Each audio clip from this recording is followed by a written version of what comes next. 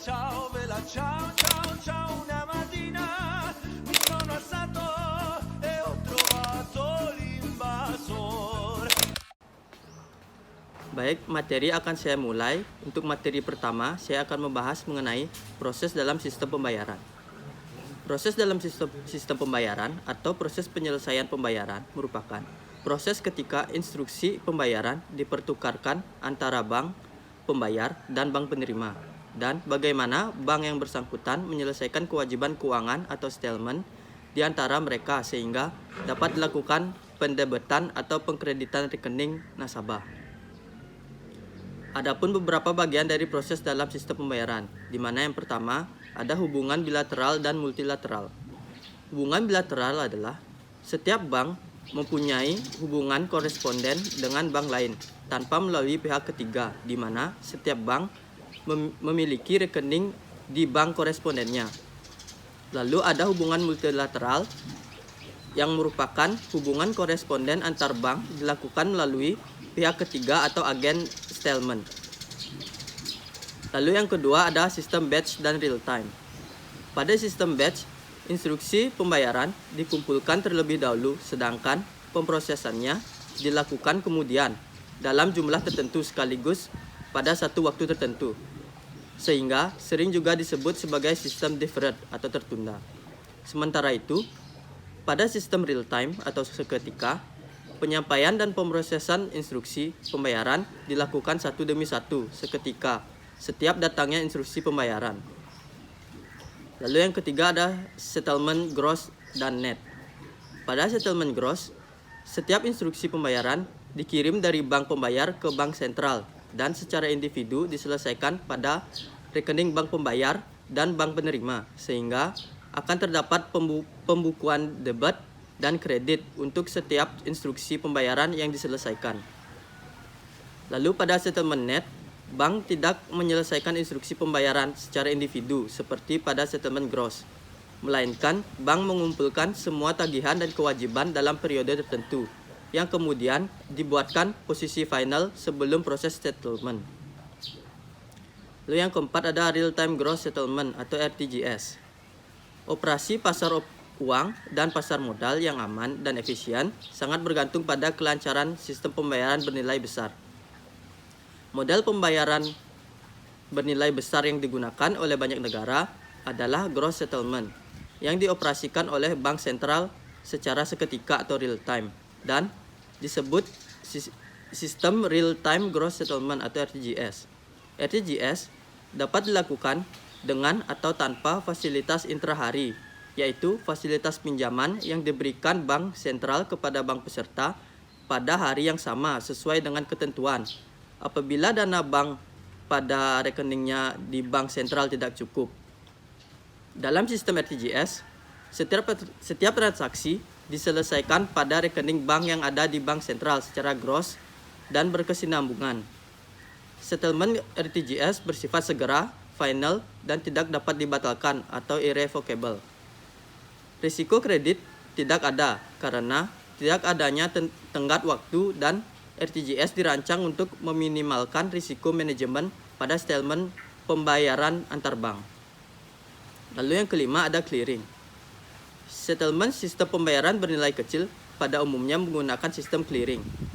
Menurut Commit on Payment and Settlement Systems atau CPSS of Bank for International Settlements atau BIS, clearing adalah suatu proses transmisi, rekonsiliasi, dapat juga meliputi proses konfirmasi dari perintah pembayaran atau transfer sekuritas di mana proses tersebut dapat meliputi proses netting dari instruksi pembayaran atau transfer sekuritas tersebut serta proses penyusunan posisi final dari peserta clearing untuk tujuan settlement.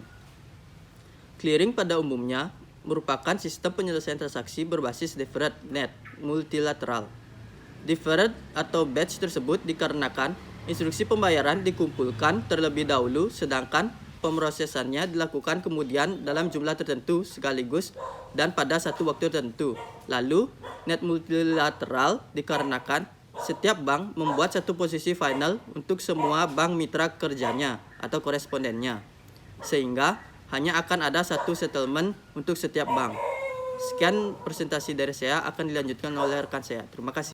Baik, saya akan melanjutkan presentasi dari rekan saya. Saya akan membawakan presentasi tentang risiko dalam sistem pembayaran.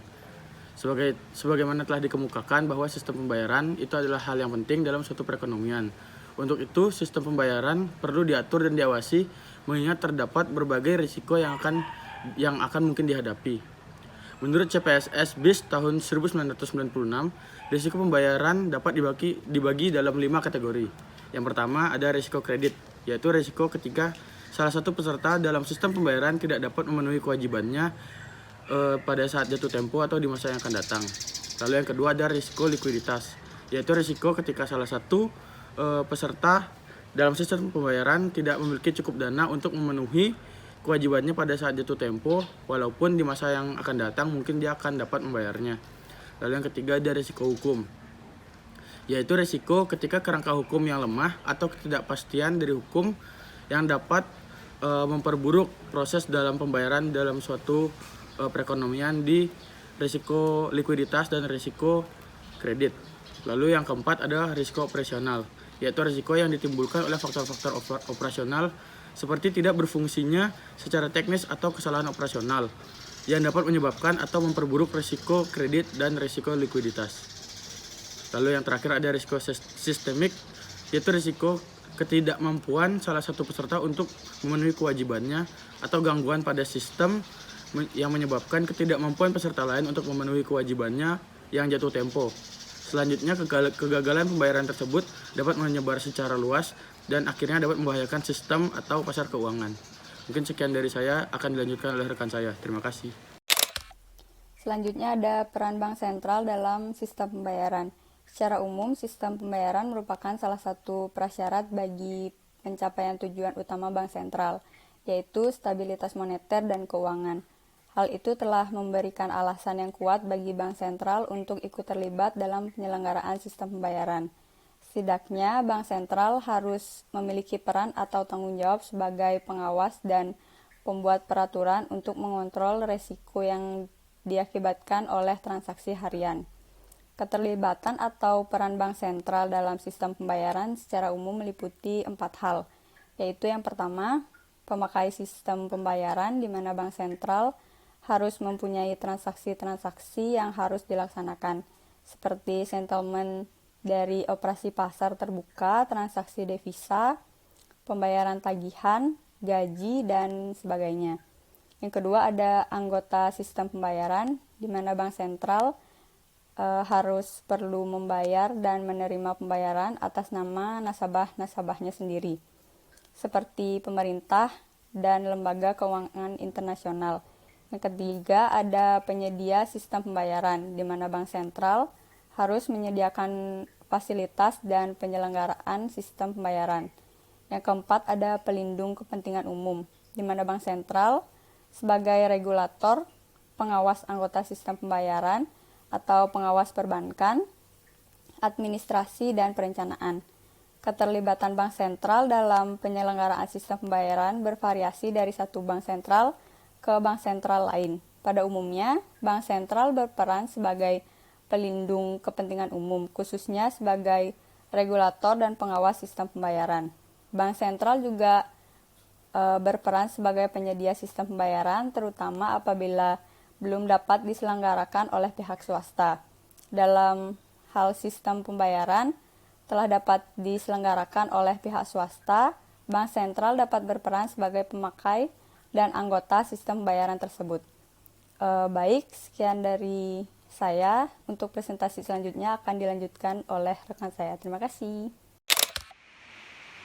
Baik, selanjutnya saya akan menjelaskan mengenai blockchain. Blockchain adalah serangkaian catatan data yang dikelola oleh suatu kelompok komputer yang di dalamnya tidak dimiliki oleh suatu entitas atau pihak ketiga. Berbagai blok data ini diamankan dan juga diikat satu sama lain dengan menggunakan prinsip kriptografi. Jaringan di dalamnya tidak mempunyai otoritas pusat, karena di dalamnya adalah catatan buku besar yang dibagikan dan juga tidak berubah. Seluruh informasi yang ada di dalamnya terbuka dan bisa dilihat oleh semua orang. Untuk hal itu, Transaksi yang tercatat di sistem blockchain ini bersifat transparan dan setiap orang yang terlibat di dalamnya bertanggung jawab atas setiap tindakan yang dilakukannya, dan setiap orang tidak bisa merubah catatan miliknya atau milik orang lain ketika sudah tercatat di sistem blockchain. Mungkin itu yang bisa saya jelaskan mengenai blockchain. Terima kasih.